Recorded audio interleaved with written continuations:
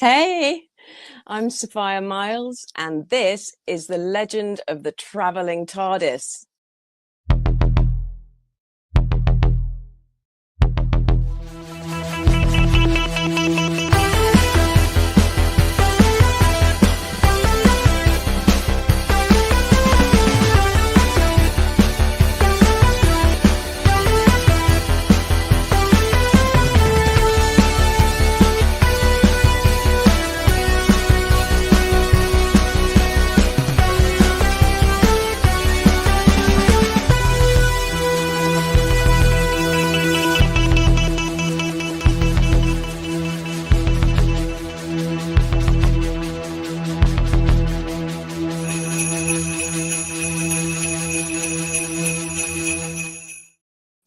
Ho, ho, hello. It's still Christmas. This counts. That is still good. It is Orthodox Christmas today. So for all of those people who celebrate Christmas today, January 7th, Merry Christmas! Welcome to the Legend of the Traveling TARDIS. If you are on that, and it's my mic really, really loud, I think it is. So I'm just going to turn that down just a hair. So yes, Merry Christmas to those who are celebrating today. Thank you for joining us, and happy everything else for the rest of us. We've got a great show tonight. When don't we, of course? We are reviewing The Sirens of Time from Big Finish Audio, starring the fifth, sixth, and seventh Doctors. That's 1, 2, 3 Doctors today. And we've got a great group of people to do that with. So why don't we start with the one and only returning from our philosophy is, hey, Sean, how you doing? Hello there. I'm doing good. I'm so glad you were able to to make it onto the show tonight and join us for this. Yeah, thank you very much. I was doing an Obi-Wan thing and my voice cracked. That was a great way to start the show. It was awesome. Almost a great start.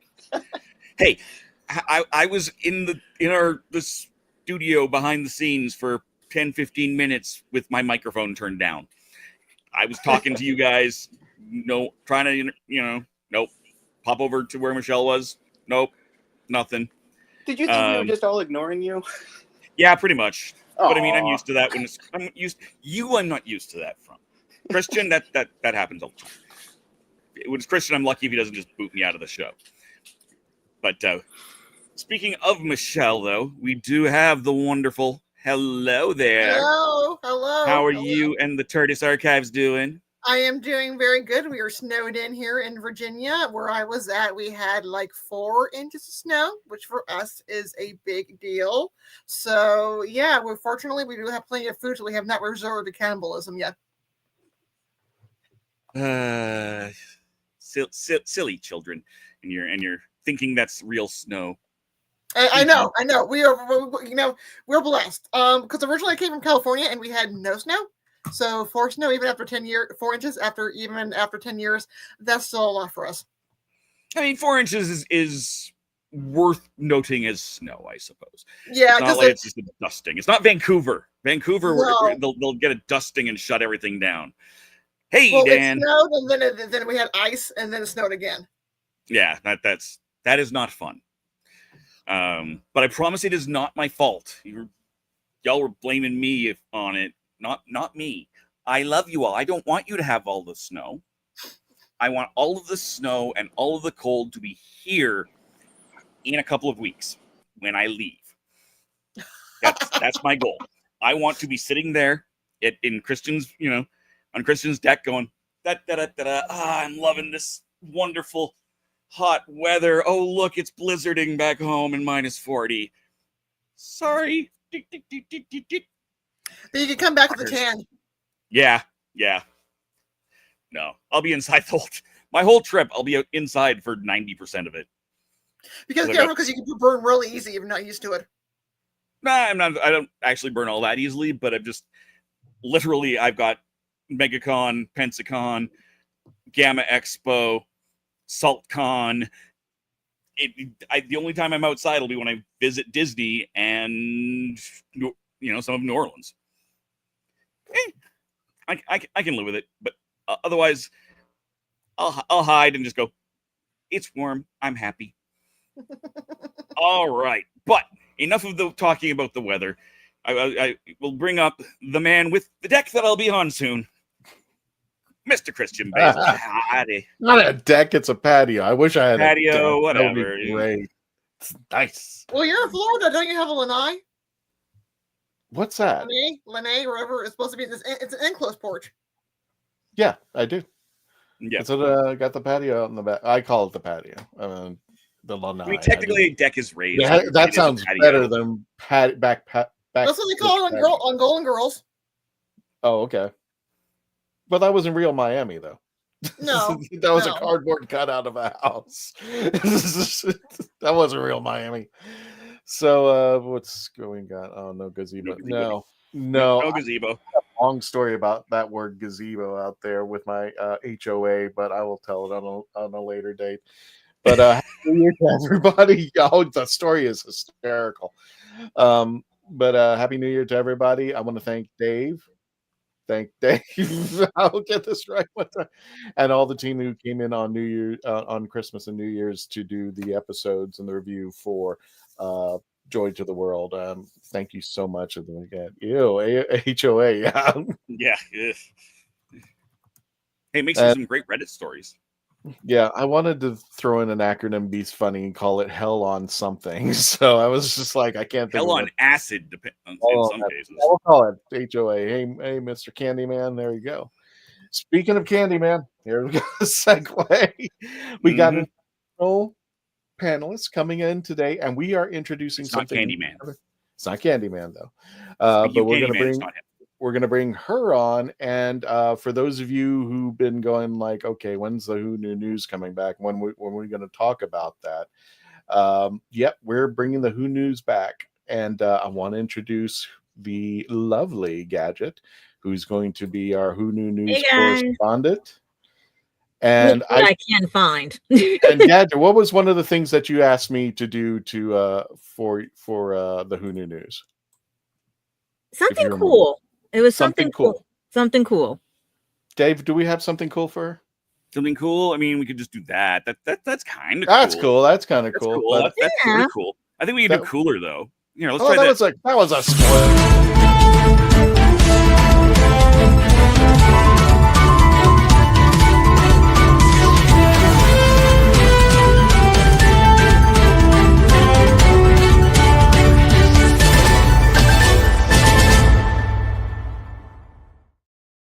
Okay, that's better than what we had prior. That's better than the other podcast that we were working on. That's actually better.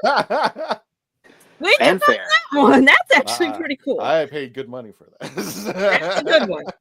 That is a good one. But the sad part is that thank you, Disney, for blocking a lot of our news that we can't tell if it's real or not. You know, because unless you are living in the UK, I'm seeing so many rehashed stories and everything. The only sweet thing that I've seen so far is Clementine. And that was actually Karen putting out everything on her. And she is adorable and everything. But I feel bad for Nashudi because I just saw something that he could have been part of an Oscar nominated film. But because of shooting and everything and stuff, conflict of interest, he missed out on it. And they had to recast the character and everything. And the person who was writing it, directing it, was saying I really wanted Nashudi for it, but what can you do? That says when you're contractual. And speaking of contractual, it's Matt Smith. They keep saying they want him back as the master, the Valley Yard and everything, but he is so contractual to House of Dragons and everything right now. We don't know if we're ever going to see him as part of Who and everything culture again. He does want to come back, but who knows? But we need to figure out how to get you the truth out there and not these old stories that have been surfacing and stuff, because that's been going around since 2023 that Matt wants to come back. But the only one I really loved the most, because she did arrive as a New Year's Time Lord and everything, little Clementine.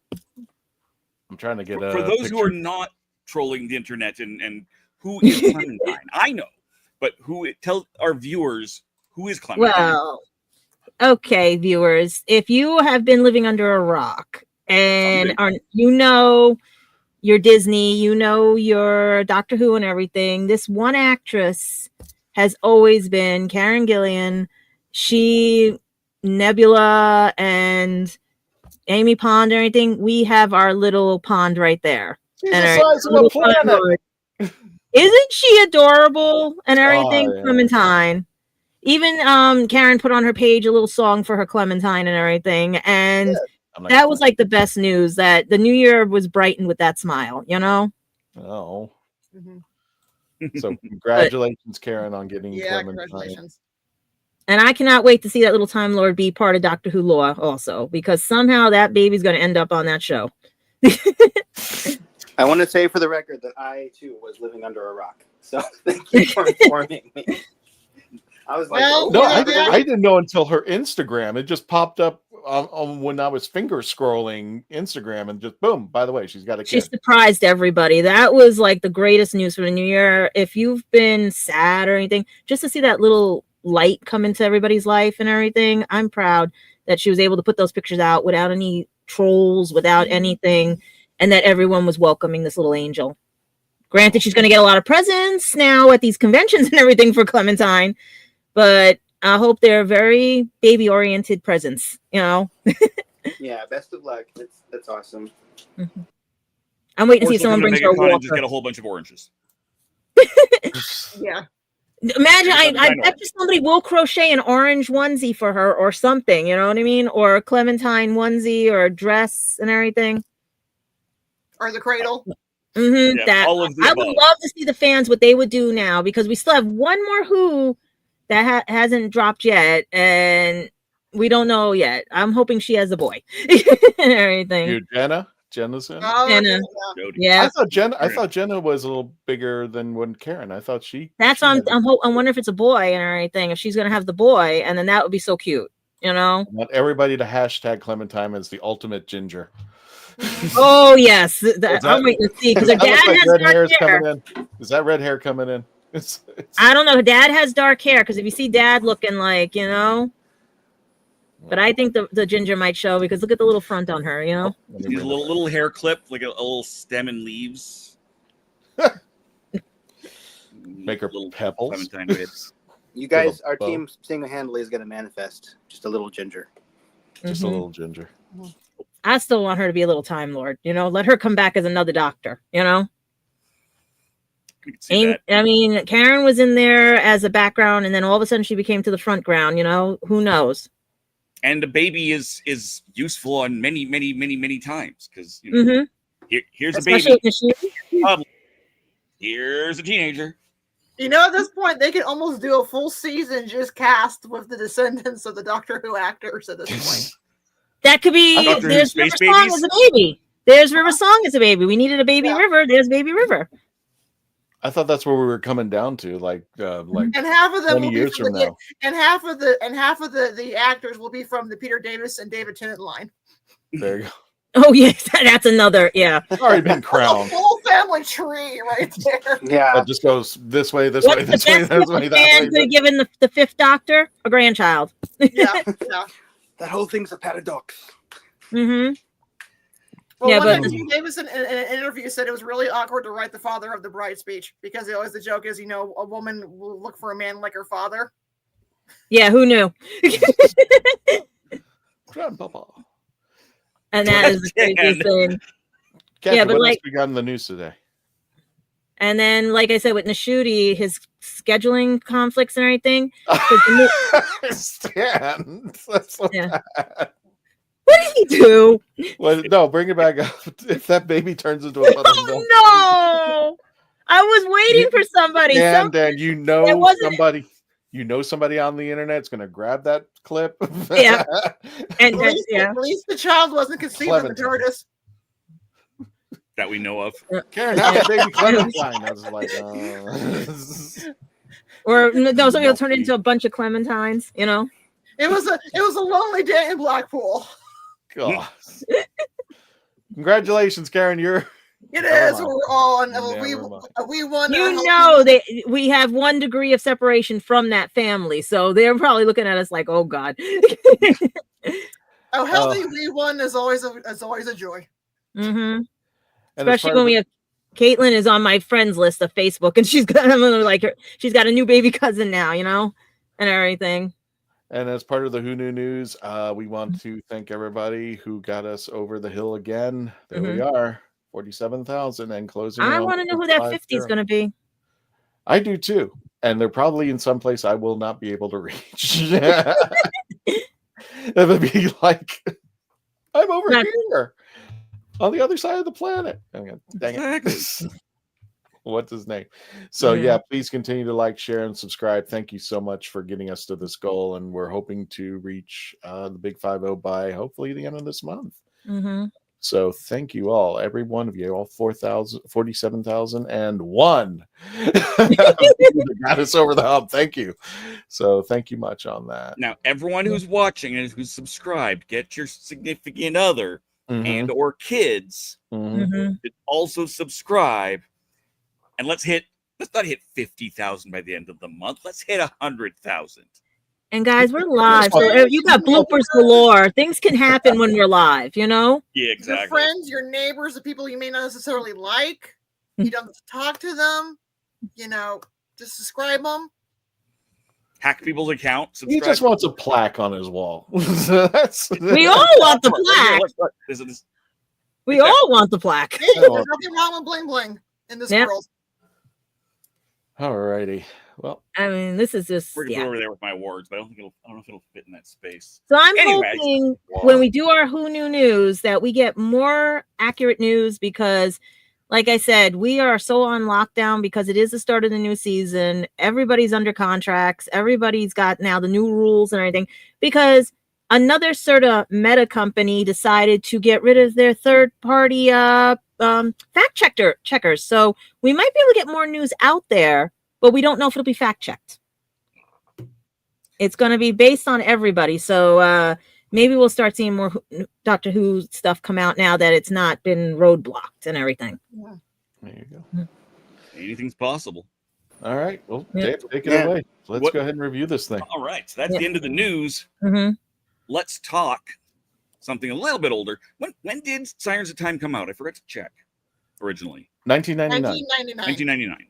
I believe All right. Oh, before the apocalypse. Okay. Because There you go. this is the 25th anniversary of both Big Finish and the Sirens of Time, which was the very first episode of Big Finish.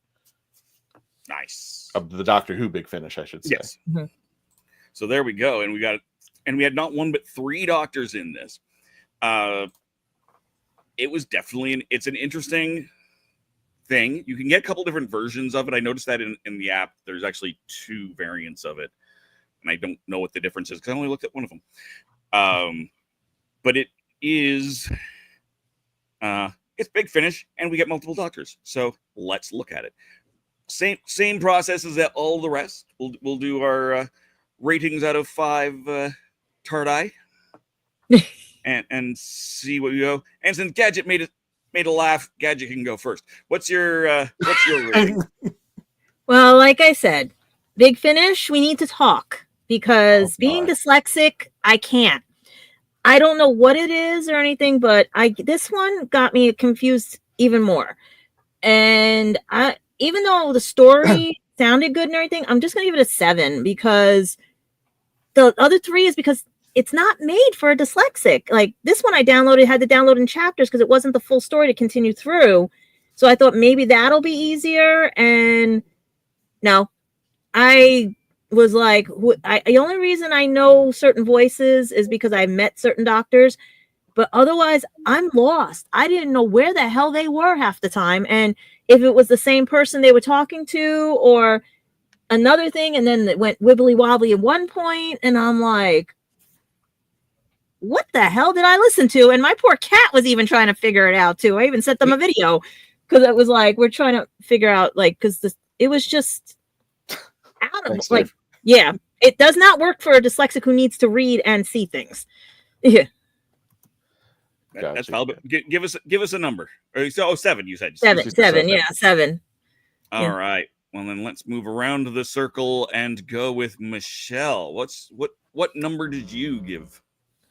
I like this one a lot because actually, this was my introduction to Big Finish a couple of years ago when I found it for free on Amazon Sounds. So this is my introduction, and is it a perfect story? No, but just for the sheer enjoyment of it and the nostalgia of it, and because it made me love of Big Finish audio. I want to give this a 9.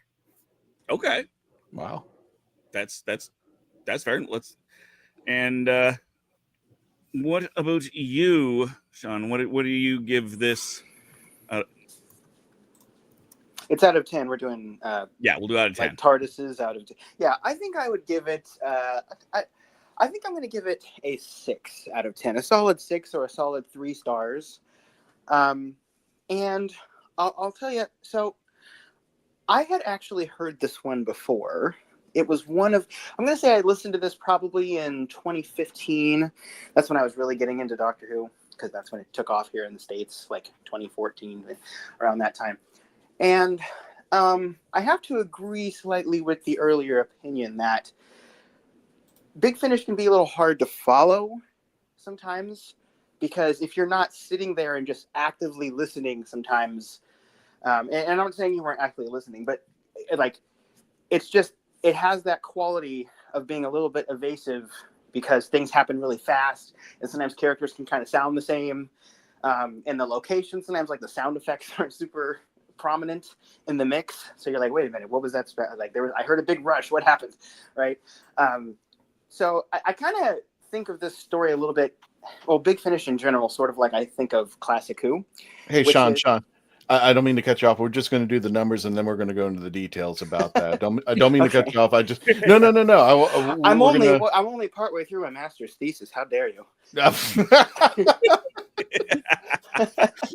I'm just playing by the rules here. I was only How going we to talk doing on until this I was only going to talk until midnight. How dare you? I was No. just going to I'm like, I bet you You are. had to we you had can to tweak the format. It's okay. you had to cause a time distortion to get me back. Yeah. Sorry. No, it's yeah. You know what? But Just I to, was make, bad. just to make everybody happy, let me put this up. Spoilers! This is Sophie Aldred with The Legend of the Traveling TARDIS. Now we're appropriate. There we go. Now we're appropriate. There we go. Well, Sophie Aldred makes everything better. Now I know. So Yeah, Just don't that's show the better. picture of her again. The other one. So that's not me. That's not me. She's gonna. Oh, Mark's probably already told her. At this point, I'm probably screwed. I'll for just say me, 6, and I then we give- can go back to it. Yeah. Got Sorry. it. I'm still talking. Okay, I'm done. You know what? Welcome forget to the me. neurodivergent Forget, people. forget I had a rating. Let's just go on the show. God. Yes. Yeah. No. I'm gonna say 7.5. I'm gonna cut a TARDIS in half. I'm gonna break. Why am I fuzzy? Anyway, yeah, 7.5 is what I'm gonna rate it, and I can't wait until we get into the details about this, especially what Sean has to say. Yeah, exactly. It sounds like he's got the book. Yeah, I wrote an entire novel. Yeah, there's a novel attached to this. Is your razor a little bit dull? Maybe that's why you're fuzzy. I don't know. No, it's oh. You know what? I made a mistake of in bringing me onto the show, maybe. Shut it. I made a mistake and I went to a barber and I said, it was going to be new me, new year, and I said, go ahead and trim it. And for whatever reason, that translated into cut the damn thing off. So he cuts the entire thing off, all my sideburns, and does something weird with my hair. And I just did not look right. So I'm glad I wasn't on the last 2 episodes. I'll let this damn thing grow back. And it was like, Let the barbers at Disney do it. let the barbers at Disney do it. Yeah. Oh, by the way, Dave, speaking of openings, you're not the only one. I want to open this little bad boy when we get to the end of the audits. But You have the. Wow. Yep. This is the box set, and we're gonna see everything inside. I want to show you guys what's inside that little box. But yeah, I now splurged. is that the re-release or is that like an older version you found? No, this is the Redux. Oh, okay. I got that one too. Oh, okay. So yeah, I got the Redux, but we're gonna open that bad boy. So I'm surprised they were able to use that version of the logo. On the box. They don't have the diamond in there. Oh, that's right. and that's legit. Thanks, Candy Man. That's the fight. I know that Cubicle 7 had to fight to get that diamondless logo onto the Doctors and Daleks books. Mm-hmm. I'm sure Big Finish has got something codes with the BBC probably to move around things. Especially when you think about it, most of the people who were at at Big Finish worked on the show major for the majority of the part. Or you can make an argument that Big Finish helped bring the show back too. That's true. They were still on the market for it. It bridged the gap between the TV movie and the 2005 extension. So and the ending of some of the novels too. Yeah. What I'm laughing about is my cousin worked for Fox, and he has a bunch of the Doctor Who. He said there was a bunch of those just promo tapes sitting there and stuff that they were just tossing out. Like, great. I said, you couldn't save me one, Right? Remember the days of VHS? No, the BBC doesn't ever save things that people are throwing out. That's true. That was another thing that came up and everything. That why do people say there's no episodes? Because they either had to wash the cells, use the stuff, or during like certain things, It's true. Dave, you want to pay some bills and then we'll go into let's pay some bills and then we'll come back and we'll let Sean finish his master's thesis. Leave the neurodivergent people alone. We're neurodivergent. We'll be right back with the review of the Big Finish Doctor Who, the Sirens of Time, when we return. We are a touring acoustic duo crashing kitchens around the country. We go from house to house every Friday night and we create music, we create food, a good time, we stream it live and we do it for free. So now we're just really kind of like trying to develop it and build a community group that people believe in, then they'll help us. So we played from our rehearsal room. We played from the bathroom. Thankfully, that didn't catch on. I probably played guitar in my room, not for anyone, in front of anyone, nobody heard, for probably about 10 years. And then one Friday night, we played from the kitchen. It's the main place people want to be. It's where the food is, it's where the drink is, it's where the best lighting is. You can go to any party and I guarantee you, the kitchen is going to be popping. Our ultimate goal, I think, would be to crash kitchens every Friday all around the world.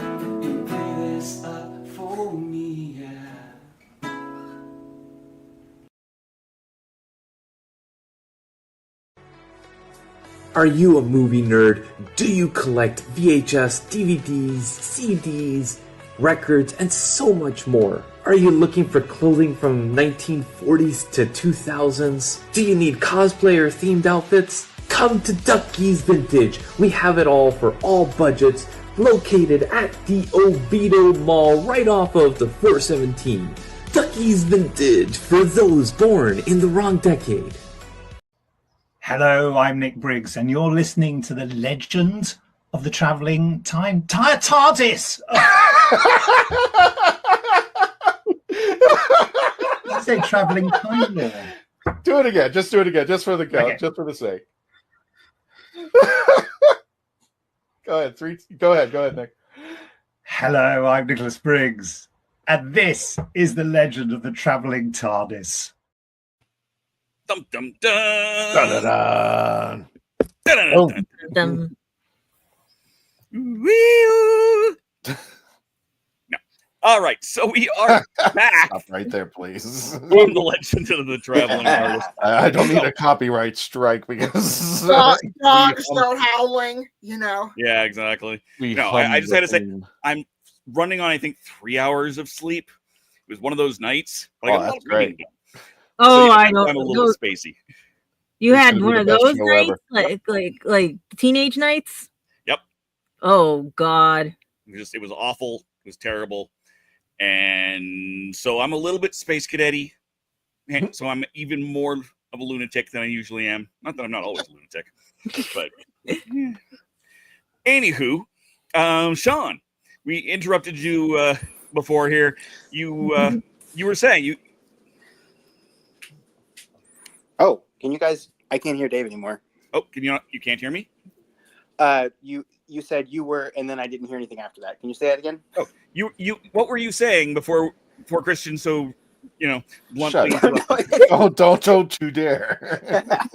So really, no, you really didn't interrupt me. I mean, I would rather you tell me than me continue to see that, and therefore, when you consider, but what I was saying about this episode, or this story, I guess, was it reminds me a little bit of what's going on with Classic Who, right? Which is you kind of have to get to a point where you can vibe with it. I mean, I very much consider New Who to be very active watching.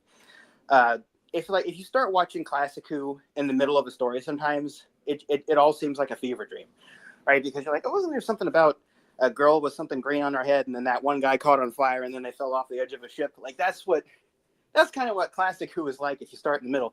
And this had a lot of weird stuff going on. I thought it was a little bit convoluted. I thought a couple of the plot elements just kind of didn't need to be there. It could have been a little bit more tightly wound, but it doesn't mean I didn't enjoy it. I did enjoy it, but I kind of had to listen to it a little bit more passively as I was doing other things. But I mean, technically, I thought it was really good. I thought some of the acting, you had a couple of hilarious moments here and there with like a couple of the deaths, like a couple of the death screams kind of were a little overacted, like little things like that. I thought maybe there was a lot of effects used on the voices sometimes, but I do enjoy it. I mean, Colin Baker's great, Peter Davison is great, Sylvester McCoy is great, and like I've watched almost all of their stuff, like as a whole. I've watched almost all of their eras of Classic Who, and any problem I've ever seen with the stories has never really been them, so of course the story is always going to be perfectly enjoyable when they're in it. So yeah, that was my 6. I hope that answers your question. But yeah, that's and sorry, remind me, because I just again had to speak. What did you rate it again? It was a 6 out of 10. Yeah, That's what I thought. Okay. 6 out of 10 traveling TARDISes. Love it. All right. We've got the three doctors who's kind of peeking up over the banner. It's kind of amusing. I like that. There were when I looked around, there were like different versions of the cover. I don't know if these are authentic versions or Those are fan made. Those are fan made. Fan made, but this is the actual. actual. That version of Sly's never been on a Big Finish that I'd ever seen. But yeah, okay. So next up, then let's go to Gadget with a 7. Yeah, I'll give mine at the end because post prerogative and all that. Post prerogative. Gadget, what you gave it a 7?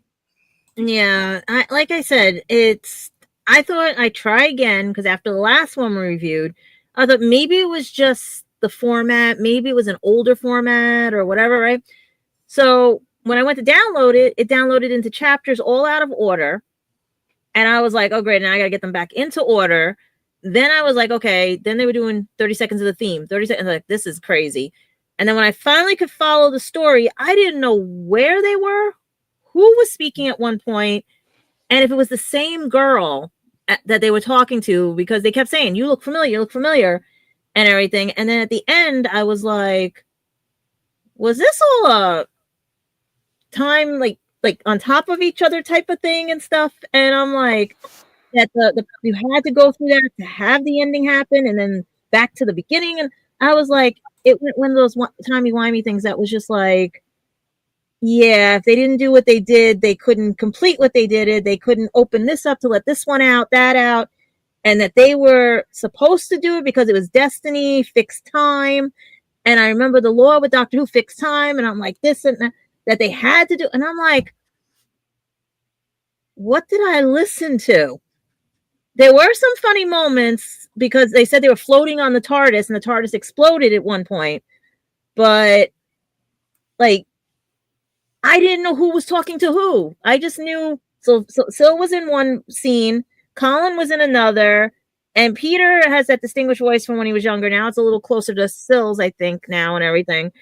And basically, it was just where I didn't know which doctor was first at the beginning.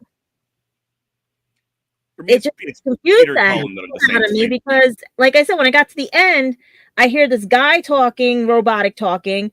Then I hear the Sirens talking, and then they're like, "You had to do this to do this. You had to do this. That you can't change history. You can't change." And I'm like, "What did I watch or listen to or anything?" And I went back a few episodes, like few chapters, and I was like, "Did I get this right? Did I listen?" To me, it's unless there's a transcript with it. Like I said, because I'm so used to seeing the visual effects of the doctors, especially these three, because they are a bunch of crack ups in real life too, and everything. I mean, yeah, Sil especially. Do not leave him alone with anybody. He seems like he's shy and quiet. He is not shy and quiet. Don't just let him have his breakfast. That's all I'll tell you. Just let him have his breakfast, but he is not shy and quiet. And Peter, when I met him at New York Comic Con, he was like, "You look like my granddaughter." Like, he was like talkative to everybody. He would not leave the stage.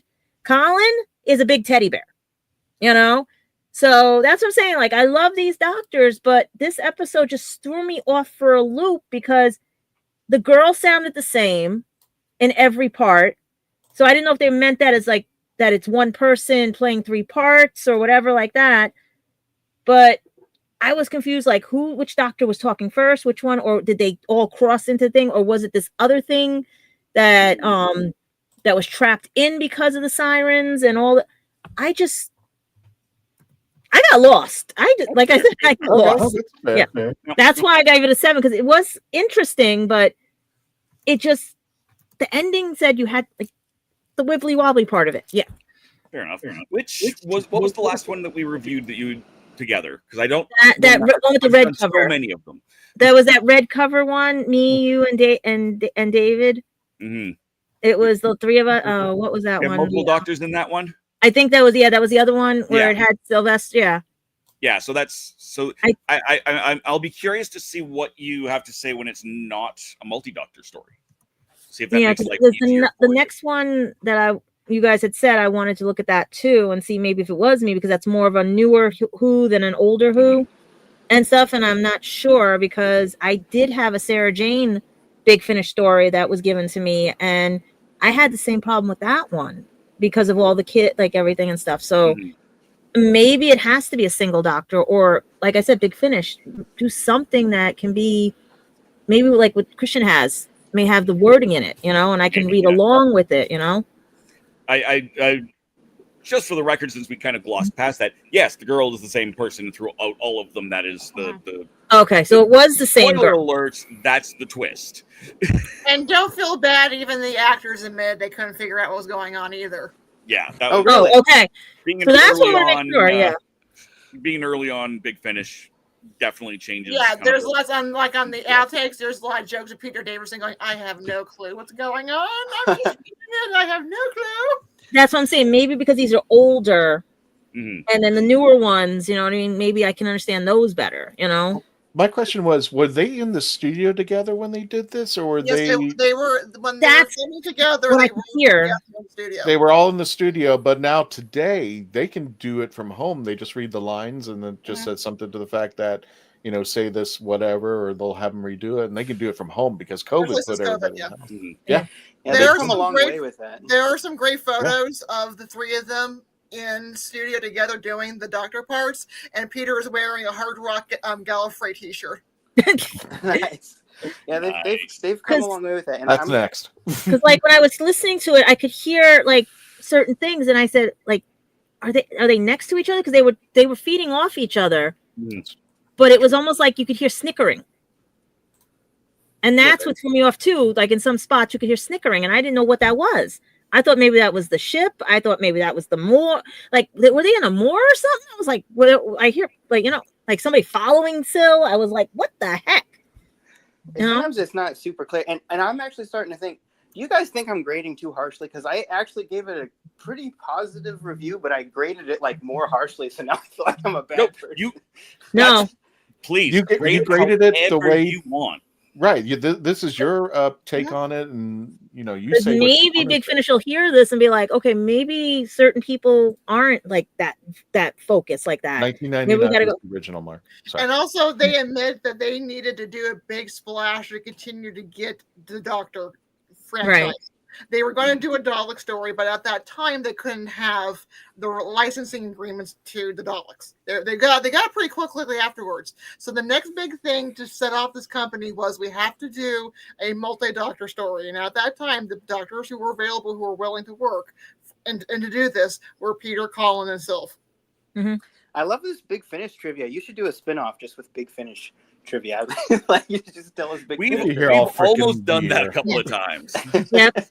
For those who get, when you get it, they have like the extra kind of like the making of, and it's usually about 15 to 20 minutes depending on how long it is. Those are really good, and they have some really good stories behind the scenes, and sometimes you can hear outtakes, or they talk about. And the one for this one, for the Redux was really good.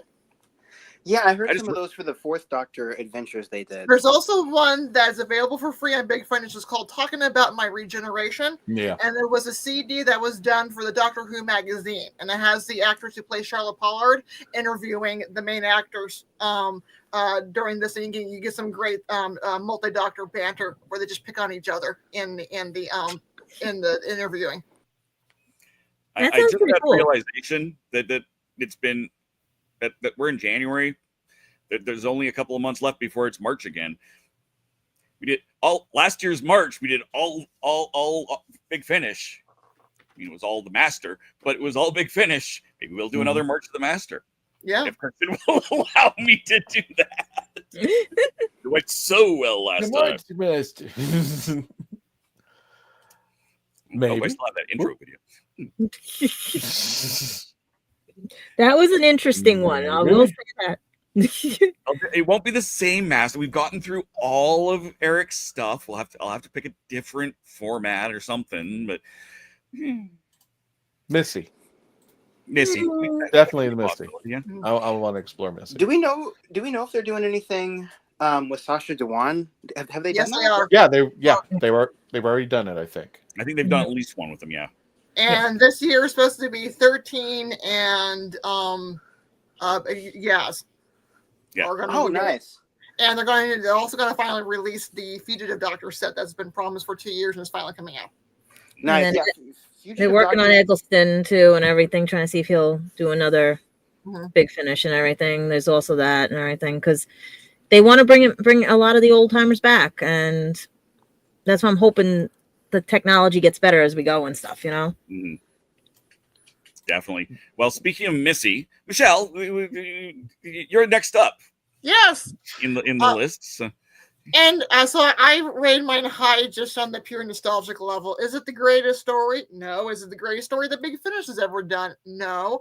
But it sparked my love of listening to Big Finish. I love the classic era. I love the 80s. The Fifth Doctor is my doctor. So having that pure nostalgic level of having more adventures with a favorite incarnation, this is why I rated it really high. I think on this version, they did a really good job.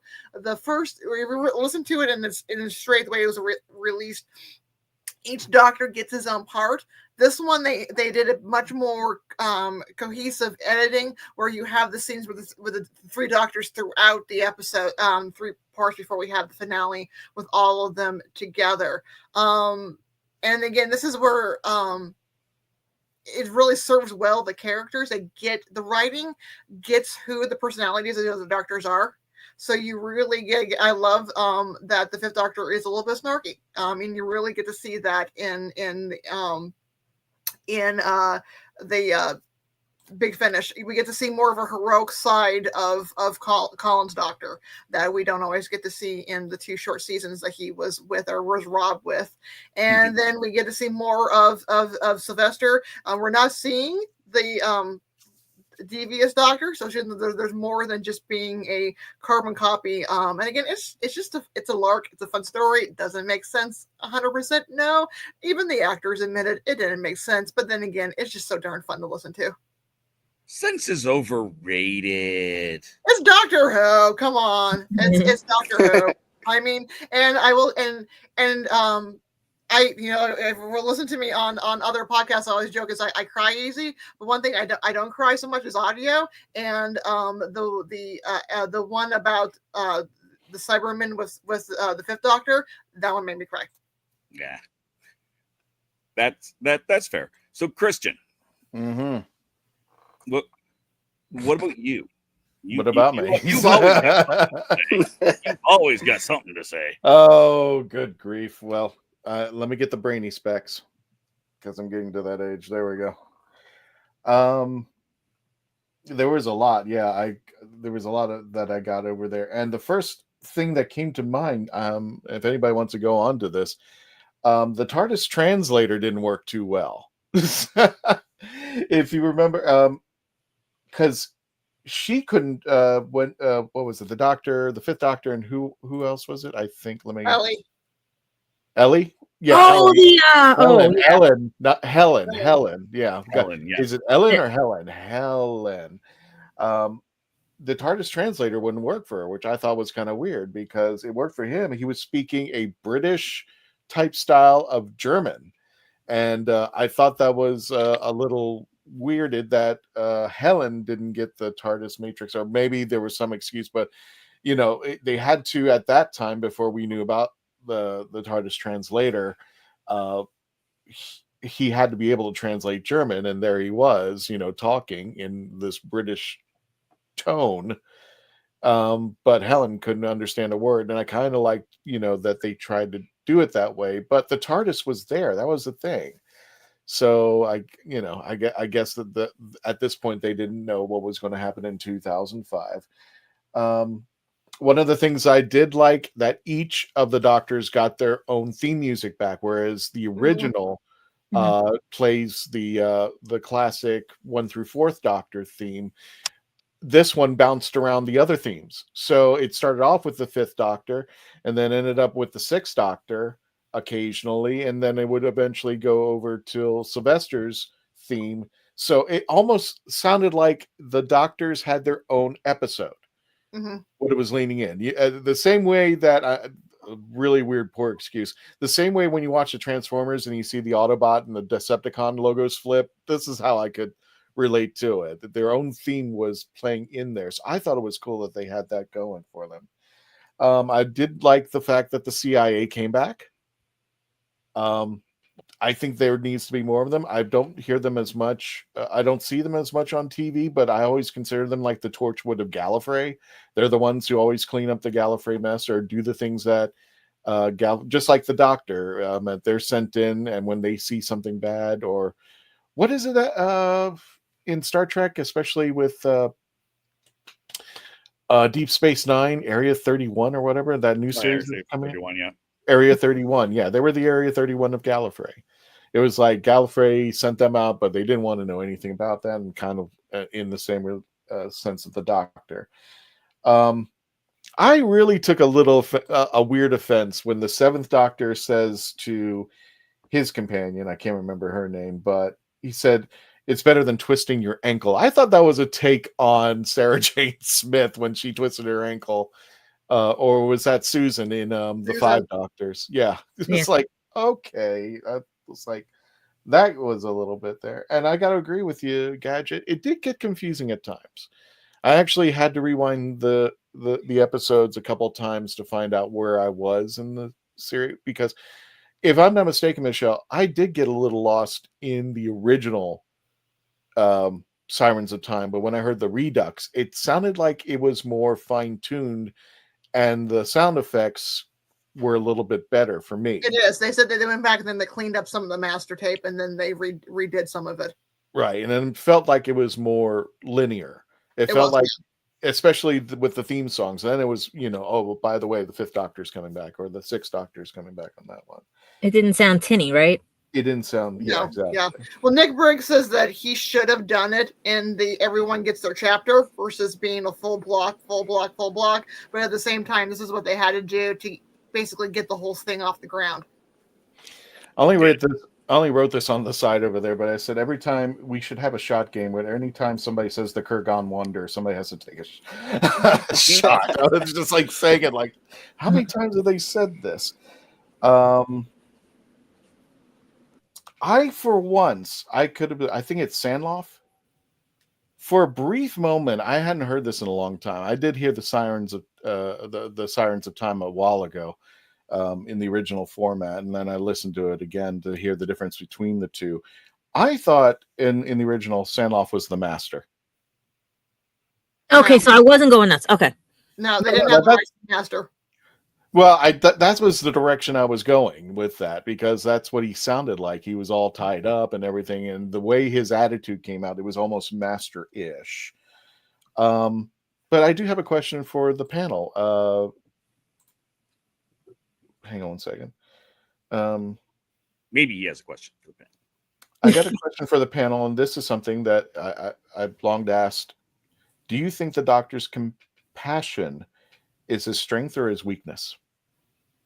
Both. Both is good. It depends on a little bit lengthy on this. Like anything, it depends on the situation. I mean, it can be his strength or his weakness. The Fifth Doctor's compassion was so great it caused him to regenerate in the Cage of Vanderzani. But at the same time, the Doctor's lack of compassion could have caused Perry to be killed in the next life. Got it. I think it's what sets him apart for sure. I mean, there's lots of, that's what makes the Doctor so different too. I mean, it just in a meta context from other male heroes that are very swashbuckling. I get very bothered watching things, especially for kids, where it's like, this is the heroic guy, and I just stabbed that guy in the stomach, and it's like, yeah, the day's saved. It's like, and we had no moral qualms about that. That's what I kind of like about the Doctor. He has that compassion, he has that thought, and whenever he has to kill, he doesn't typically like that he had to do that. So I think it's a good example is the Fourth Doctor with, should I destroy the Daleks now or later? Right. Do I have the right? I was actually thinking more of the Temperon. It reminded me of the Space Whale episode. Yeah. That was the one I was relating to, and when with the Space Whale, is condemned either live a life of either I kill all these thousands of people, or I kill the whale, or I save the people. I think that was a big dilemma. And the other thing is, let's just say that they had the rights to. The other question is, let's say they did have the rights to the Daleks from the Nation Foundation, from the Terry Nation Foundation. Do you think they should have started with the Daleks, or do you think the story fits enough just to have the three Doctors? Or you think the Daleks are just overdone? I think the Daleks would have been overdone in context of this is the first thing. Box. Yeah. I think that would have been too much. I mean, It also depends. What did they have a plan? Like, was there a plan for Daleks and they couldn't get them? Did they release that later? Right. How did they get them for the last one we reviewed? Well, this is beginning. I mean, we have to go back. This is our way back machine. Take our TARDIS back to 1999, where Big Finish is only a couple years old. Okay. They've kind of done genre shows, and so the fact that they got from the BBC, Doctor Who kind of shows the BBC again didn't know what to do with it, and allowed them to have this really big franchise. Within a very short period of time after that, they were able to get the Daleks, but I think the Daleks would have overshadowed the Doctor, because a Big Finish heart is telling stories, and so we need to have what brings people into this series is the Doctors first. Then we bring in the spectacle with the Daleks and the Cybermen. I agree. I mean, and I think if Doctor Who doesn't work as like a random thing, I think it doesn't work very well. I mean, I'm glad that they started with something super off the wall and original. I mean, I think it's kind of like Jodie's era started with Tim Shaw. Started with Tim Shaw, and like you could say that works or doesn't work, but it kind of felt like the rest of the series when they started with something random and original. I think like that's kind of the base level, and then if you can make that work, then you can bring in everything else. I very much agree. And they needed something to be really exciting. Oh my God, it's three Doctors together that we haven't seen on TV really since that weird little Easterners thing in '93. Now we got them in a full story. Oh my goodness, everybody needs to run out and buy it. And then you'll start going, oh, okay, there's going to be monthly adventures now. They needed something that was going to be, oh my God, did you hear? And at the time, the Eighth Doctor was kind of persona non grata at the time. Yeah. Right? The movie did so terribly. No one really appreciated it or Paul. And so it made sense to go with these three. And I mean, now you've got people clamoring for, can we have an Eighth Doctor spin-off, a special, something? Between the novels and Big Finish is what made the Eighth Doctor. I mean, the fact that it is now, Big Finish is now considered canon when he had his regeneration and he mentioned his companions that were only in Big Finish. So it's very interesting to see, this is one. It was their first, so the choices they had. I mean, Tom Baker was still going to be too big. And he didn't want to do it. He didn't want to do it. He didn't want to do it, and they just 3 years before this, John Pertwee had passed away. So so many stumbling blocks that could have completely disrailed not only this production but the company. Well, in the extras, Nick Briggs says that he asked Sylvester McCoy. He said yes. He asked Colin Baker. He said yes. And he went finally to the Fifth Doctor, and he goes, "Well, Sylvester and Colin are in." And he goes, "Well, I guess I got to say yes too." But one of the funny parts about Big Finish is that they were going after Tom Baker, and they didn't think they were going to get Paul McGann, and it was the opposite way. Tom Baker didn't want to do it, but Paul McGann jumped in. Yeah. So because of the qualities of the stories that the 5, 7, and 5, 6, and 7 had done, that Paul McGann says, "Okay, count me in, guys." Exactly.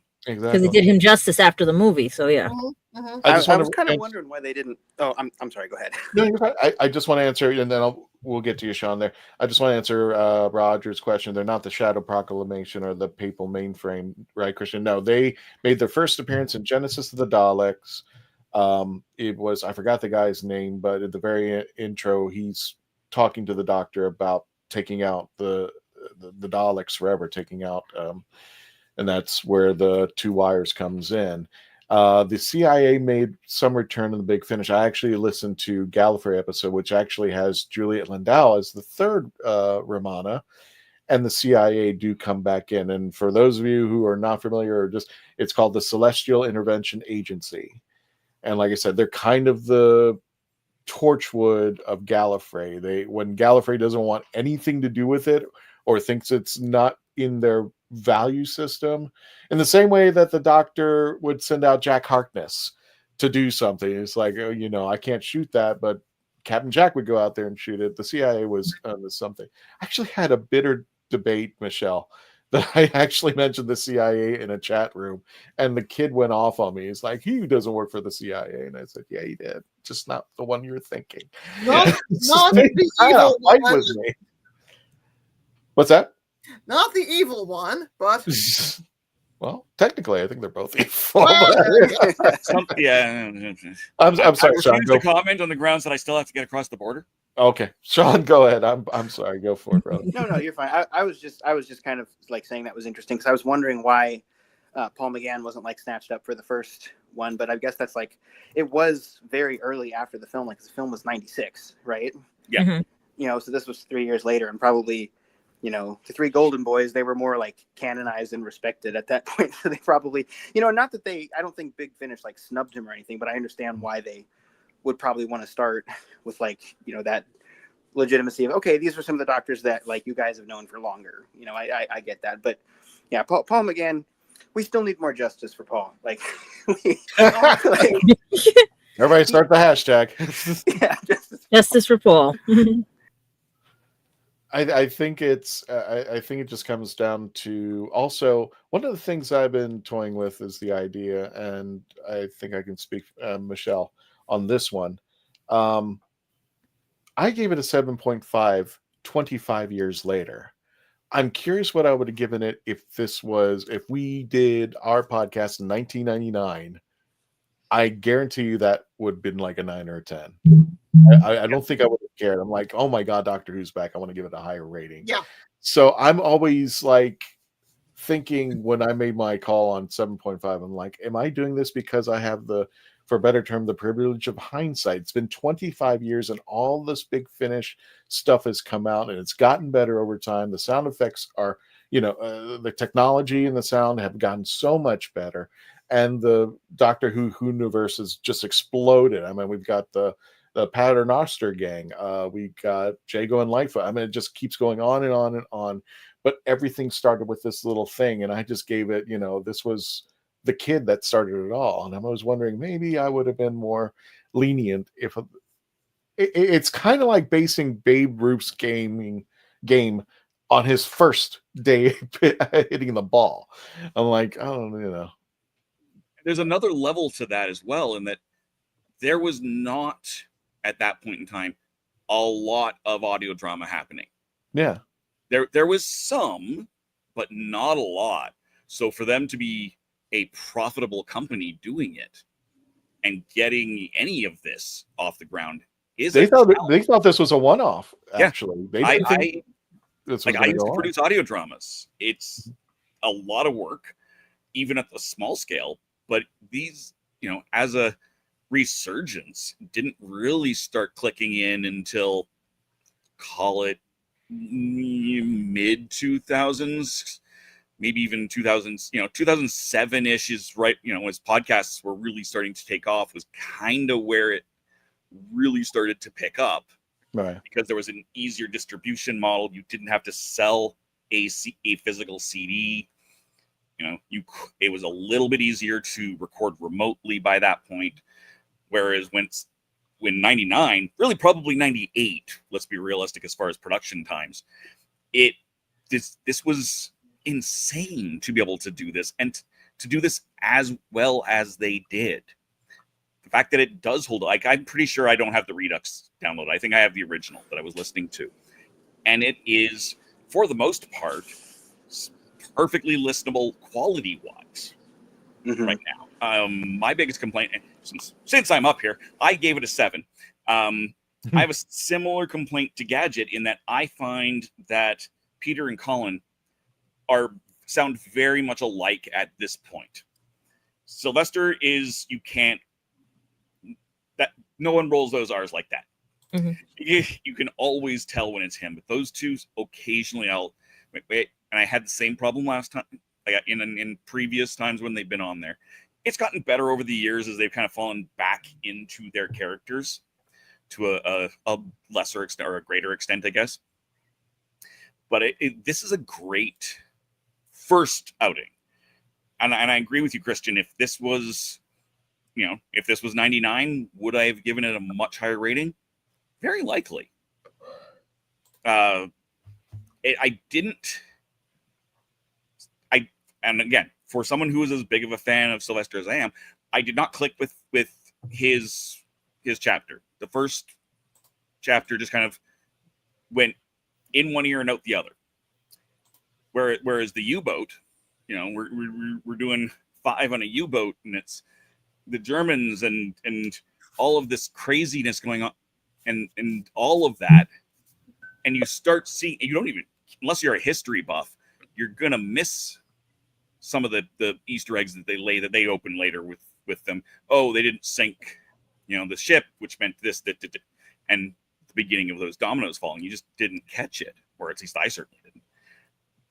Very subtle. Even for me, who's a history buff, I'm like, is this around the time of the Yeah, exactly. So it was really interesting, and then it got a little bit more tied in and a little bit more snowbally once you get into 6, and once you got into the 3 of them together in the final chapter, I absolutely adored it. The cheap shot at Sylvester's height, it's like for someone as short as you take up a lot of space. Like, that was hysterical. Yeah, bird. I wonder if that was ad-libbed at that point. I forgot about that. That was great. Yeah, like there was just so much great dynamic between those 3, both from a Three Stooges comedy standpoint. They should get their own show now. Oh yeah, easily. The 3 doctors. That's the 3 and Stooges. just how the characters of those 3 doctors were able to kind of self-analyze to a certain extent. I have in every iteration these same qualities, just in different mixes. Mm-hmm. Is one of the things, and it's like, now that, I mean, anytime you really dissect the Doctor, you can see that, but when it gets stated that bluntly, sometimes it's a little bit more unusual to go, oh yeah, good point, even if you fully know it from, in your head. It doesn't get stated that way as much. So I think it was definitely, like I said, a great first outing. And if I probably would give it definitely a higher rating had this been, if we were recording in 1999, although we wouldn't be, because we wouldn't be live streaming and we wouldn't even have a podcast. But if we were on the radio doing this same show, somehow by miracle, timey-wimey, I definitely think I would have given it a higher rating back then than now. Because I do love Big Finish, and I love these guys, and I love really all of this otherwise. But, so Christian, yeah, you've got you've got a box set there. I do. Yeah, let's want to open this bad boy. Yeah, here's my reaction to that. Oh, she is going to come on the show and give you a what for. Please, you know what? Do please it, because do, Sophie. Yeah, that means she'll come back. Can you come on and just give them a what? Sophie, whatever? Come give me what for. Please come back on the show and give me what for. And while we're at it, we'll review your next book in front of you, and you can really give us what for. Exactly. Mm-hmm. All right, Christian. All righty. He's fighting with the plastic. I definitely sympathize with that. Well, sometimes trying to get also the Big Finish CD out of the little box is like a pain in the you-know-what. Mm. Oh, yeah, I've never owned a physical copy of a Big Finish. I gotta find where I threw that CD of Sarah Jane. It's I somewhere. have broken many a nail opening a Big Finish. Oh God! Hey, I had that thing that looked like a little coupon cutter thing. That's how I used to open my CDs. I found that at one of those the wall. If you remember that store. Marky makes a good point here as well. BBC can't use Grace Yeah, Holloway, Or Chang Li. because Chang Li. Fox owns her and Chang Li, which is super disappointing because I mean both of those. But then how did they get the master with Aaron Roberts? Eric Rupp, Yeah, the master, is different. is different. The master they own. It's just those two characters. They don't own. Lead characters were not created by the BBC. They were created for the Fox movie. That's what my cousin was telling me. He was like telling me all the backstory on it and everything, and he said it's really so bad. And I did not know that. I didn't know they Yeah. did that. Yeah. My cousin worked for Fox. He was a step below Rupert, and was telling me all the things about. He says, "I got a ton of these Doctor Who." I said, "What are you talking about?" And he's explaining to me how they can't get rid of them now because they can't even send them to UK or anything because the copyrights on the two characters. And I said, "What?" And he explained everything. I was like, "Damn." Yeah, and E.G. Cho's been on the show as well, talking about it a little bit. And he's I mean, been in it's so Big bad Finish for a few them. times. He's done other characters in Big Finish, but never Chang Li. This is my hope for if the Disney thing continues. Mind Disney does not own Doctor Who. Blah blah blah blah blah blah blah. Disney does own Fox, and by extension does own those characters. So the more they work with Doctor Who, maybe. Yeah, the only time I'm in favor of Disney buying everything Disney. Like, this is the one time you're allowed to buy everything up. Buy everything for Doctor Who. So you my theory, I've said it before, I'll say it again. My theory on Disney buying everything out is somebody... Well, it does make the Doctor a princess now. The Doctor is a Disney princess. Somebody in the back office is getting Disney to buy all of this stuff up because they want to get all of the rights to all of the background material from Muppet Babies. My friend Eric would love you. All right. And the new one is the voice of Fozzie. Chris is being pained, so we're just going to take him out. He's just waving around in the he's background. talking Oh, right. He wants to do a thing. That's right. It's stuck. Blow on it like a Nintendo game. Blow on it. Money well spent, huh? Oh my god! Oh god! Finally, and we have to explain to certain generations what a CD is. Oh god! No, I'm not going to explain it. It's a corporate deposit. There you go. Thank you, Sean. No, it means that Christian has the right to do whatever he wants with that because he bought the copyright. Gallifrey is in a state of crisis, facing destruction in the hands of the overwhelming enemy, and the Doctors involved in 3 different incarnations, each caught up in a deadly adventure scattered across time and space. The web of time is threatened, and someone wants the Doctor dead. The 3 incarnations of the Doctor must join to set time back on the right track, but in doing so, will they unleash a greater threat? Written by Nick Briggs, by the way. And here we are. Okay, I see this. This is just one big. It's the huge, it's the double pack. The double pack. So this is what it looks like on the inside. Is Nick Briggs ever going to run the show? By the way, I always wonder that. Yes. On our show, he has been. No, is he ever going to run Doctor Who? Is what I meant. Oh, I would love for him to do one episode. I would totally. Wow, there's 3 CDs in here. Oh wow. 2 parts, parts 3 and 4. Oh my god, they separated the parts in the in the bonus disc. Okay. Disc bonus behind the scenes. Okay. And there's no book in there though, right? I think there is. Hang on a second. Because if it actually has the words in there, that would be nice. No, it's just a book, but it's not the letter. By the way, it's that picture that you sent me. Okay. It's the exact picture that you sent me. Yeah. Michelle just sent me this picture. Yep. That is awesome. And I did not realize until now. There's the picture of the 3 of them.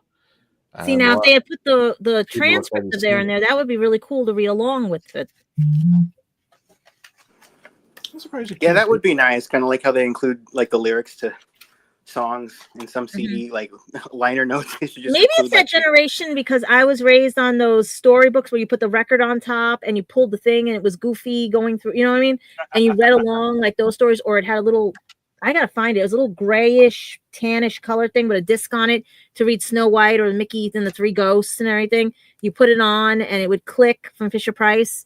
Like those things were ahead of their time for people like me with being dyslexic and everything. Because kids today, the way everything is, I'm surprised they actually have the attention span they do. Because to read along with something makes you more curious about it, you know, like you could see things and then use your imagination better. I think there's still a fair amount of long form content. I mean, I think podcasts like took off because YouTube started like prioritizing engagement, and that's when like you get like super like 2-hour long podcasts and stuff. So I'm grateful for that. That's great. Everybody in the audience, hello, JoJo. Thank you. Hello, JoJo. Everybody's laughing at me now that I can't open a CD box. No, that is called a typical Big Finish opening of any double pack. I mean, I have scruffed up so many cuticles. Nick Briggs, you owe me a manicure. You'll probably do it too. These are very delicate, okay? When you have to like to get it open and you're sweating, you're cussing on your breath. You don't want to see what mine look like. Yeah. Every Big Finish box set is like it's more difficult to open than like the Pandorica. You literally have to have a space-time event to open the. Yeah. And if you're a collectible fan, try not to rip the thing because it is like don't one little thing, one little nick and everything. Yeah. Yeah, CDs was really I've actually damaged DVDs like that when they started putting those stupid tabs on the DVDs like in the 2010s. Yeah.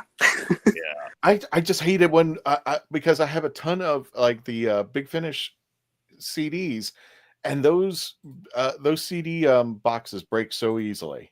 And I mean that the value's it's gone unless you get another box and take. Don't open it. Well, there's some that aren't opened yet. I mean, I bought them.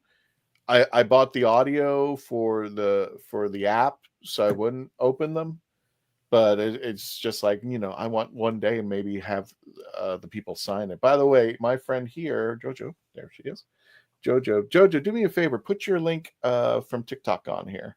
And we'll put it in for everybody to see out there. So thank you for joining us, Jojo. Appreciate it. What else we got? Christian has a problem opening the CDs because it's more modern than vinyl. Hey, no. Vinyl made a comeback. Vinyl made a comeback. That's true. Vinyl made a comeback, big boy. So I even have one record down here from 70 something that is not supposed to be known. Song of the South.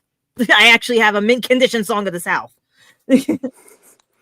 Wow, that's if you could give that to Disney. If you give that to Disney, they could buy out the the rights to all the characters from the 1996 film. It's probably worth a lot of money. Yeah. Next thing you hear knocking on the door. Yep. Oh, and yes, we can play now with Mickey as long as we get the side profile Mickey, because there's another Mickey that went into the public domain. And everything. The beer swilling, cigar smoking, galloping gaucho. Mm-hmm. And so did Popeye, the old Popeye. Yeah. Let me and there's him getting his powers from spinach doesn't count. I'm like, does it? Because I don't think you can actually copyright spinach. Good point. And I think Tarzan just entered into public domain too. And there's a whole bunch of characters that just went in on January 1st. Tintin and everything, yeah. Tintin, some of the early Agatha Christie stuff is going into public domain. Yep. Which is good for Doctor Who then, because they can go more into Agatha Christie stories now. As long as it's like her early 20s stories. Mm-hmm. Yeah, and all of the Sherlock Holmes stories are now in the public domain. Oh yeah. Yeah. Great Gatsby. All of Fitzgerald's stories have gone into public domain. I'm wondering if we can see more Doctor Who episodes based on these now, because they can go back and go into them, because now it's in the public domain. Yeah, as long as it was written before 1925 right now. Yeah, I mean, it's kind of funny that Disney is in control of Doctor Who, and they're basically the reason why public domain was like 20 years pushed back. Yeah. We see Doctor Who and Winnie the Pooh together. Yeah. You know, Dr. Pooh. One children's hospital in London keeps fighting about Peter Pan because Peter Pan's about ready to go into public domain. Oh yeah. Because J.M. Barrie gave him the full rights to the story as long as they didn't disclose how much they made from it. Yeah. Oh my God. There actually is a Doctor Who with Winnie the Pooh, and it's the fourth Doctor. Well, that's fitting. That just seems to make sense. Yeah. And there's even a Deadpool one too. Yeah, there's definitely. You guys think since it's Disney, we're ever gonna get like a Doctor Who Star Wars crossover or anything weird like that? Doctor Who and Marvel. Don't give them ideas. They already did Star Trek. Marvel You know, cast. they already did Star Trek and everything. So yeah. Oh yeah, And, he did say that. Didn't he? Christian is fond of saying Doctor Who is a Marvel character. A Disney princess, Yeah, a Marvel character, and yeah. Yeah, but don't At put this them on. point, don't give them any more bad ideas. Yeah, exactly. Yeah, it's head. Yeah, it's head. Yeah, it's head. No, all Disney has to do is leave the TARDIS in Disney World and Disneyland and stop taking it out. Leave it in UK. Leave it with the UK, please. Yeah, I want like a fully operational TARDIS ride. I mean, we can make, and you have to be able to drag Sutek through the time vortex, like right. Oh, yes, that's funny. Take Sutek for a walk on Disney World.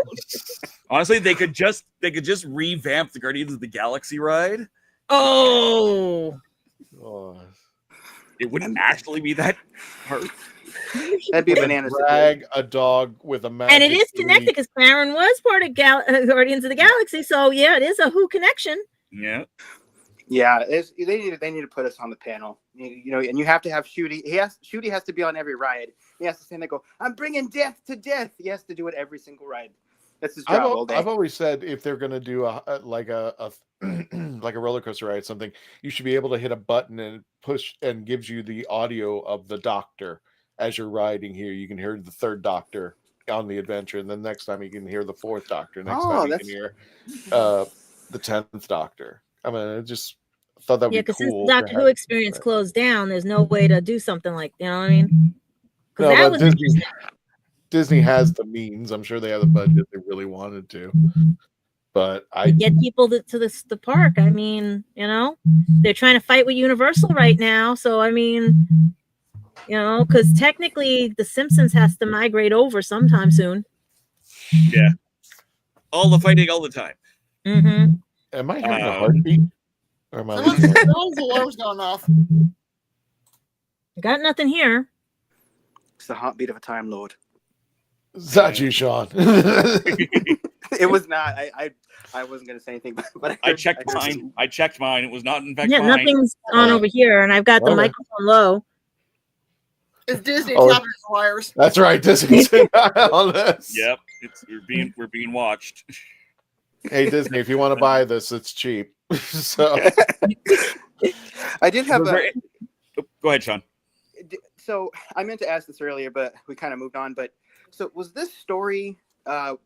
Was this produced before they were actually bought by Big Finish? I listened to. I don't know if you guys ever watch Clever Dick Films on YouTube that does like the documentaries about each Doctor. But I thought he said that during the Wilderness years, like this was produced before it was formally purchased by Big Finish. Is that true? No idea. Okay. That might be just me completely misremembering that. Like, was it a purchase or was it they bought the like a distribution? I guess I should say, because I mean they would have had to get licensing, but I thought maybe it was like that the guys got licensing, and then Big Finish decided to distribute it like that. I thought maybe it was something like that, but I could be wrong about that. Oh, that's a good question. If anybody knows the answer, just throw it in the chats for us. Yeah.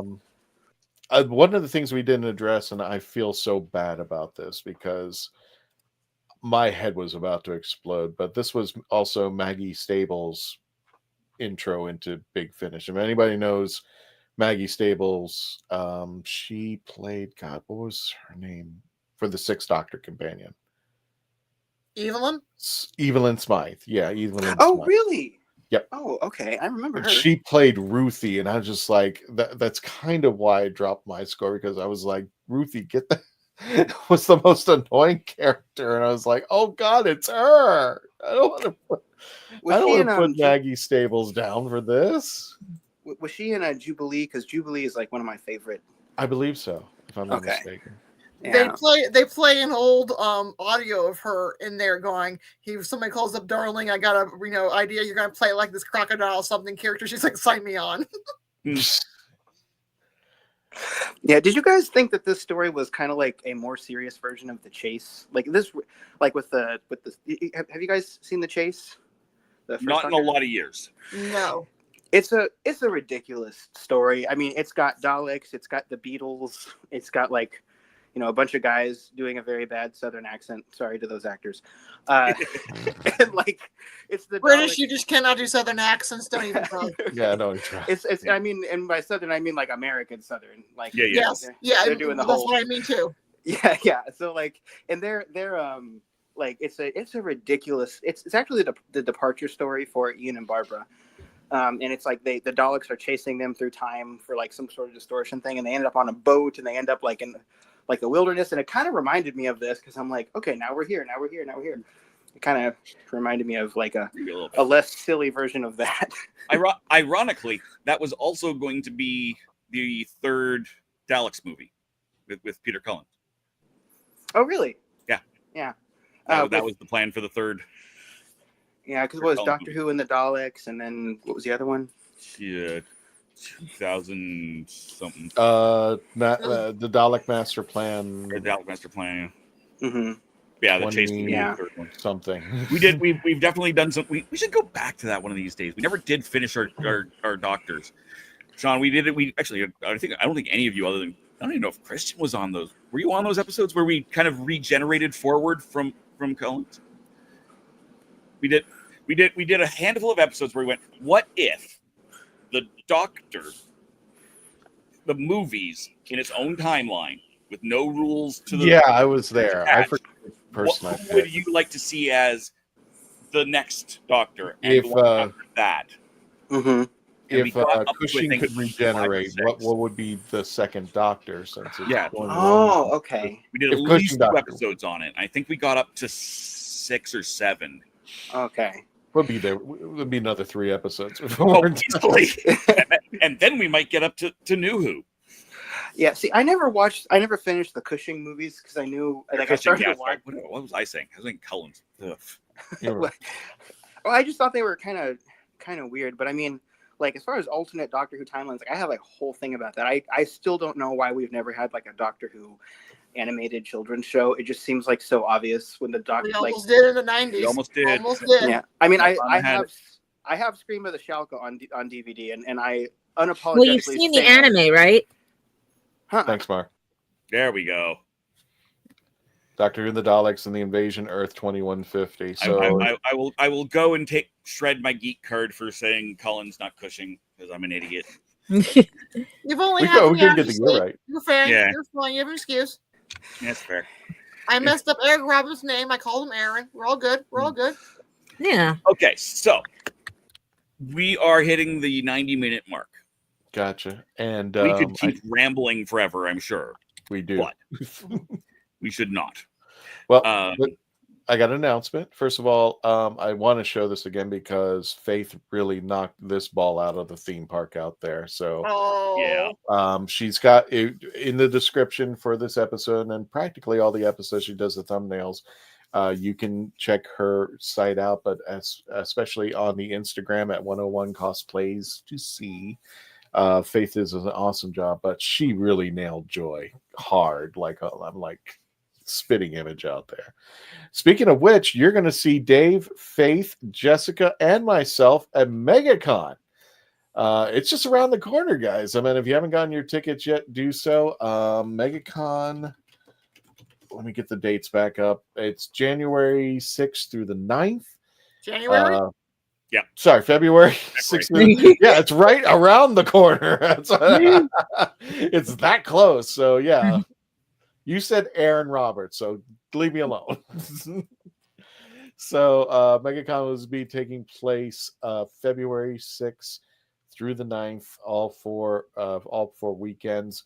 The guest list is incredible. Let me go ahead and see if I can hang on. Let me I'm going to react. Shut it. Jeez. No. How much trouble are you getting me into? As much as I humanly can.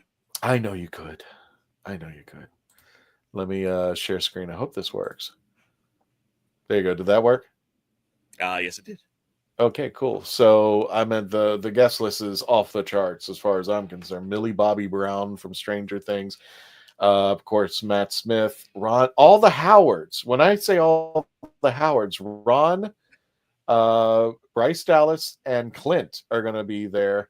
From Stranger Things. I don't know who Joseph Quinn is. Huh. My brain's he wrote up. Oh, okay. We got Matt Smith, Jodie Whittaker, 2 doctors out there. The entire Breakfast Club. Ali Sheedy, Molly Ringwald, Judd Nelson. I think his picture is going to be coming up over here. Dante Basco, who's at every convention that I can possibly think of. You love Deadpool? There's Morna Baccarin. I believe that's how you pronounce her name. You like Superman? It's Tom Welling. He's going to be out there. Twilight's going to be out there. I'm hoping she'll have the kid by this time. I hope I've been taking care of things. But Jenna Coleman and Mandip Gill will be out there. Hey, Penny Winkler is going to be out there as well. Another Superman, Tyler Hoechlin. Gosh, I mean, look at the list. We got Billy Piper, Freeman Agumon, Arthur Darvill. They're going to be out there. Alex Kingston, Catherine Tate. I wonder if I'm missing anything. Technically, Mark Shepard. He'll be out there. There's Clint. I mean, the list just goes on and on and on. Ashley Eckstein, we've actually had her on the show. God. And Happy Days, just to throw in that little ditty. So we got Happy Days coming out over there. So if you're a Supernatural, definitely Doctor Who. Who other guests are going to be out there?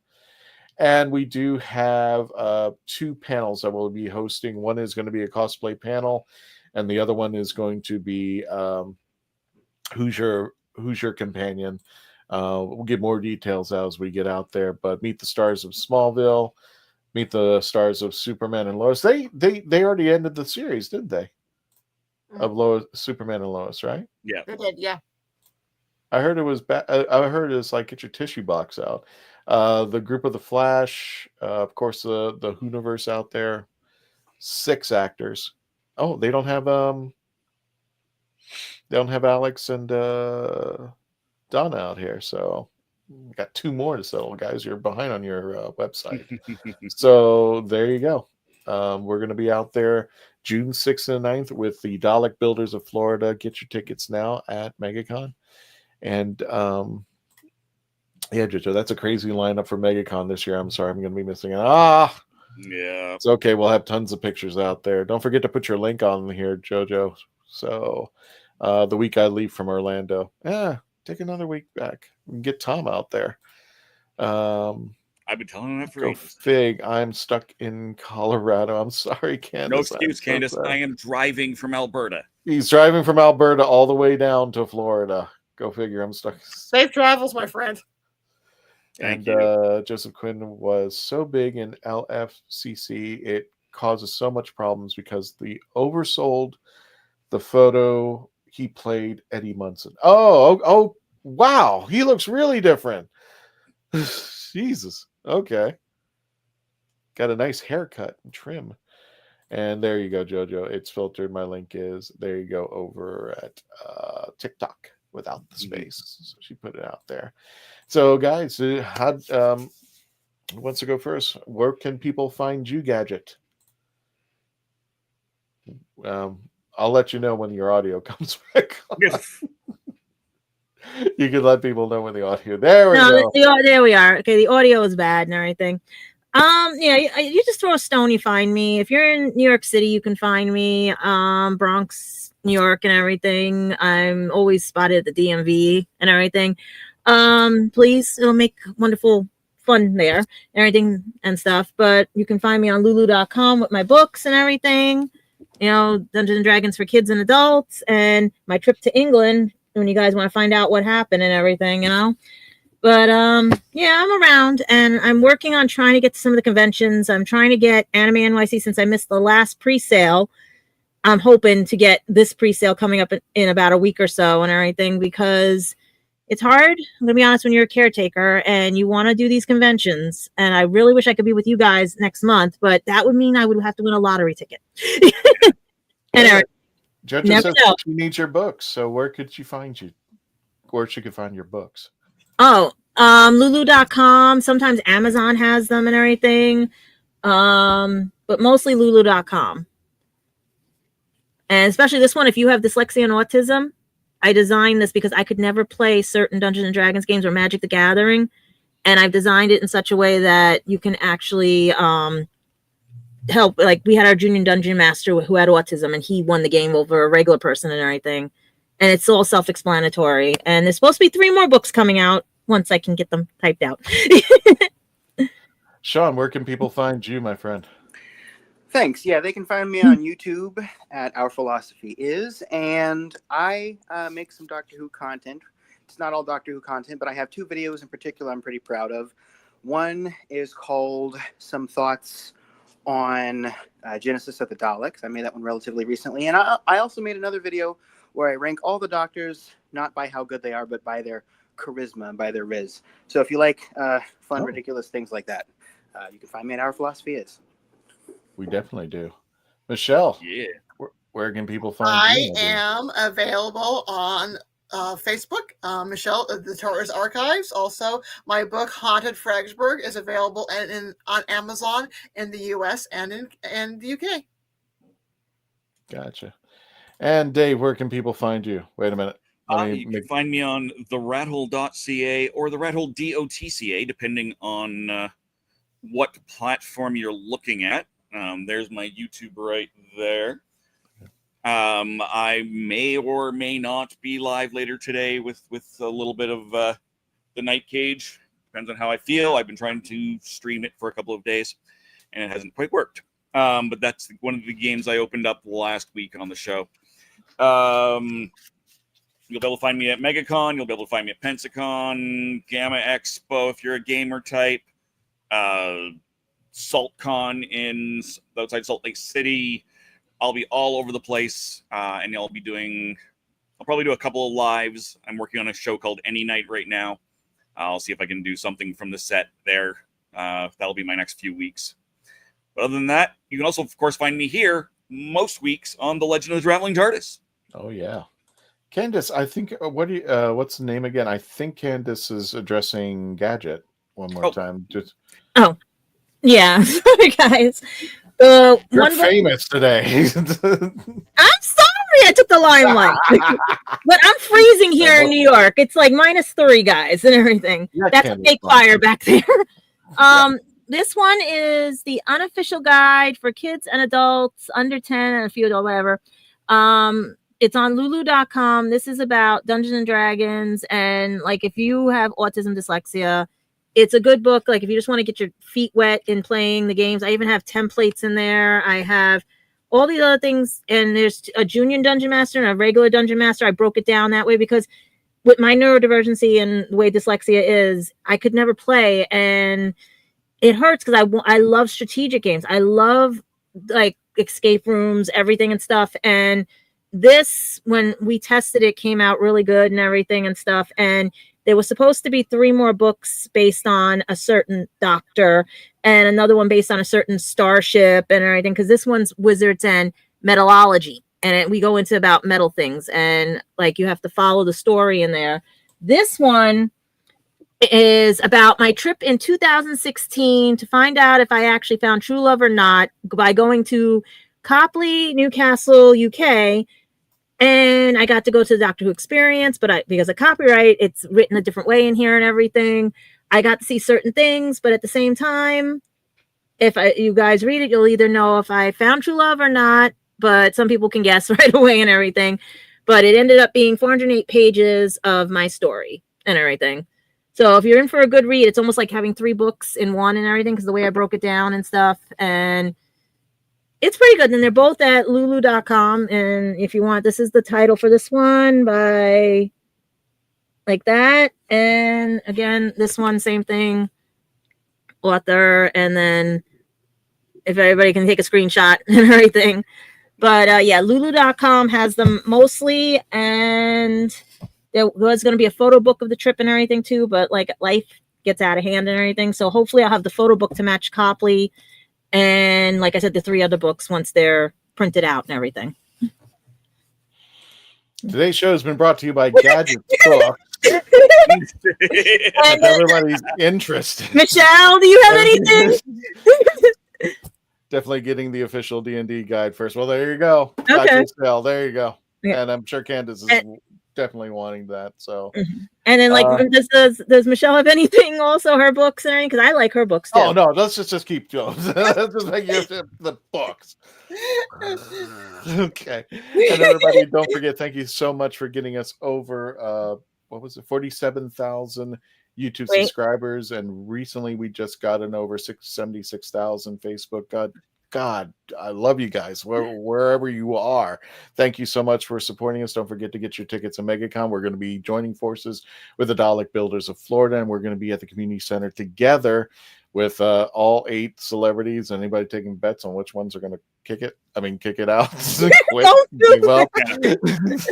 Kick it like that. Just go like I would love if this has happened before. How about this? If the stars are listening, I dare them to go to your panels and surprise you guys and just show up and be like, any questions from the audience? And they show up at every microphone there and go, what's with that picture of Sophie? What's with this going on? You know what I mean? I want to see all the cast members surprise you guys because you deserve it, you know? And my reaction to that will be... Oh. Do you want Sophie to have like a restraining order on you? You keep that. No, I want to see him walking around. It's kind of cool if you ever see Sylvester walking around out there. Because I know Sylvester might go in to listen and everything and stuff. Like, you can even put a note on the door, say, all Doctor Who cast welcome. Let the Doctor Who cast in, you know? Yeah. All right, we don't have to go home, but we can't stay here. Everybody go ahead and don't forget to say good night to Rose, and we are out. Thank you. Actually, it should be Clementine now. We should say good night to Clementine. I don't have a picture of Clementine, and I'm not going to put a doggy picture in front of the base of Clementine. That's going to be so rude. So everybody say good night, Rose. Terrible. Good night, Rose. Good night, All Rose. right. Good night. Tony, take us out. Get us out of here.